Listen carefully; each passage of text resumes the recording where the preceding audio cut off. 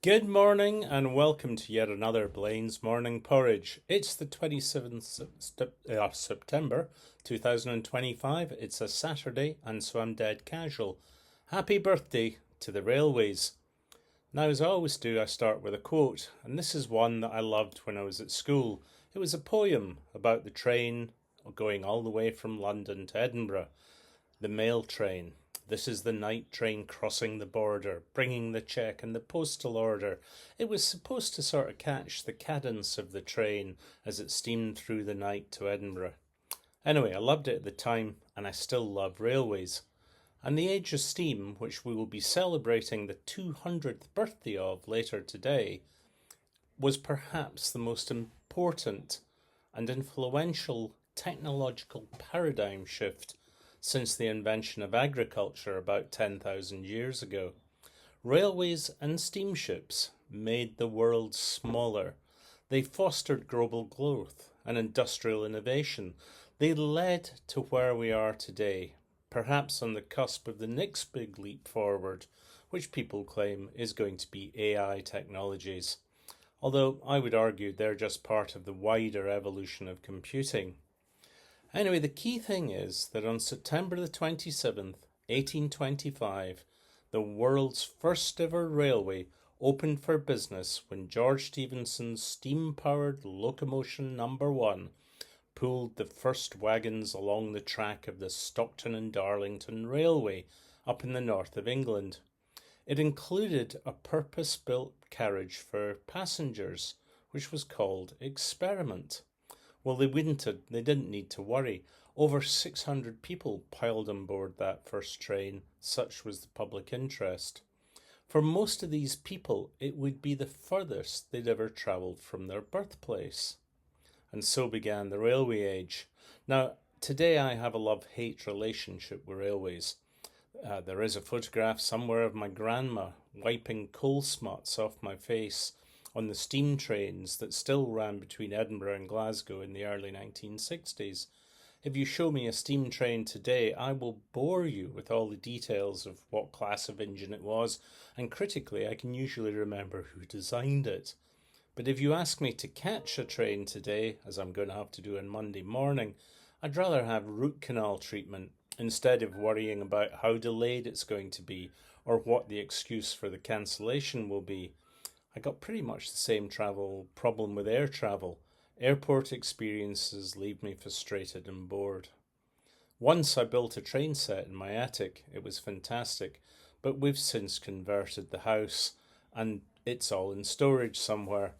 But nothing gives me more pleasure when I'm out sailing and I sail down to Dartmouth and Devon and watch the Dartmouth steam railway, clattering its way down the banks of the River Dart.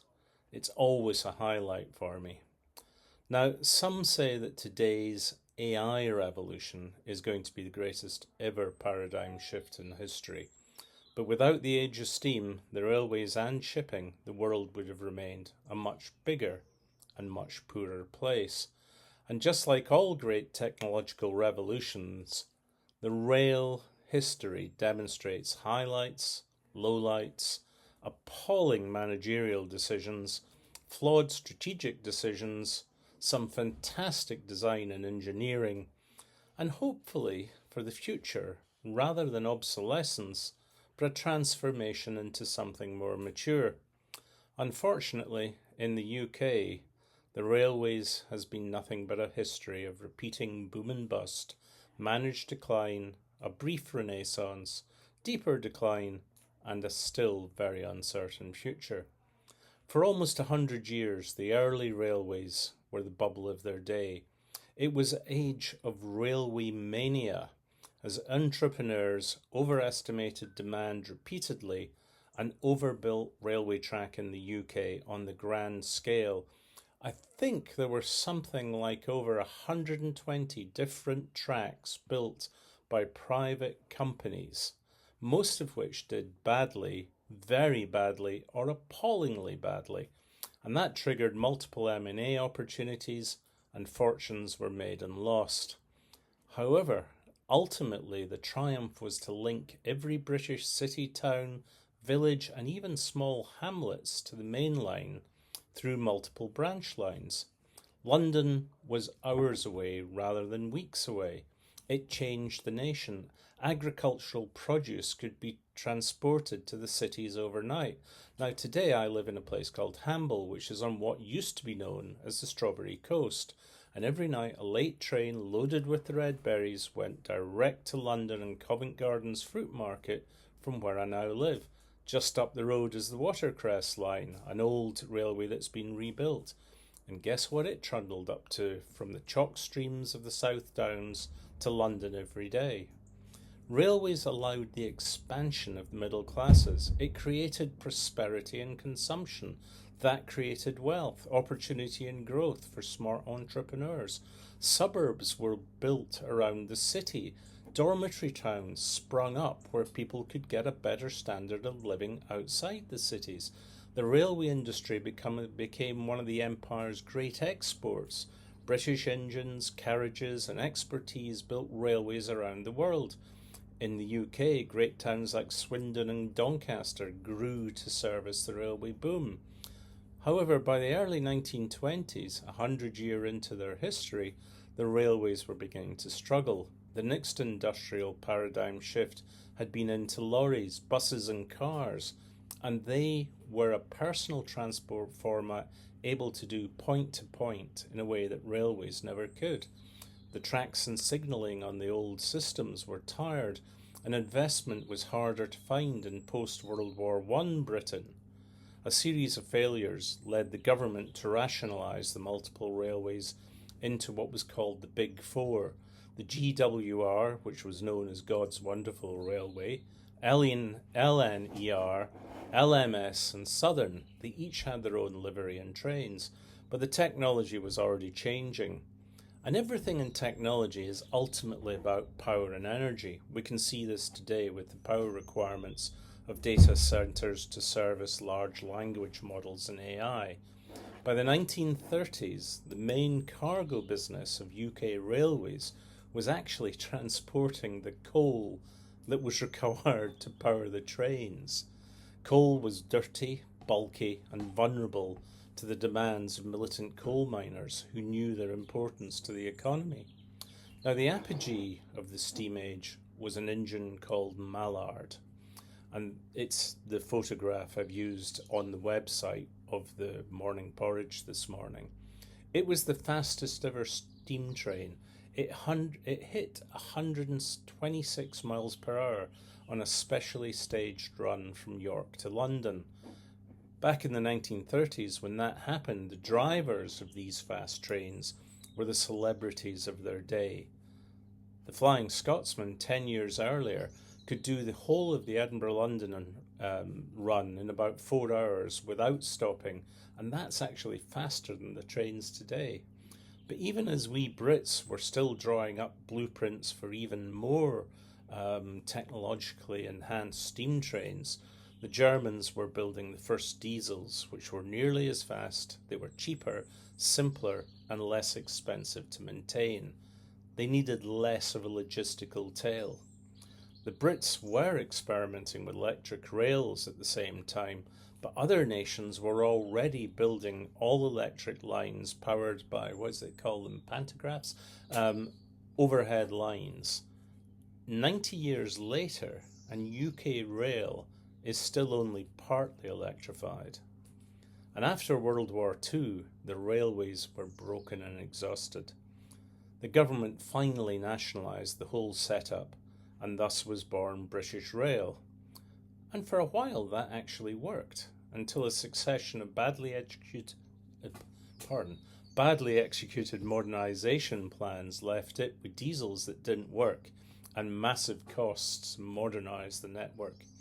It became a political football, and there was clear divide between the way that Labour wanted to expand the railways and the Conservatives wanted to minimise the cost.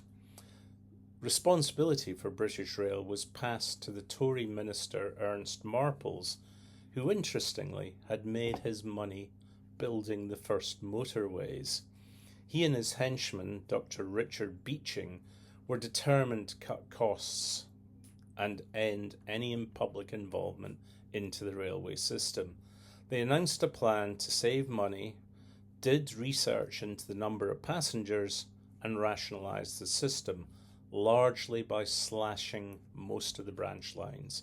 It left most of the UK utterly dependent on road. It left the UK effectively fragmented.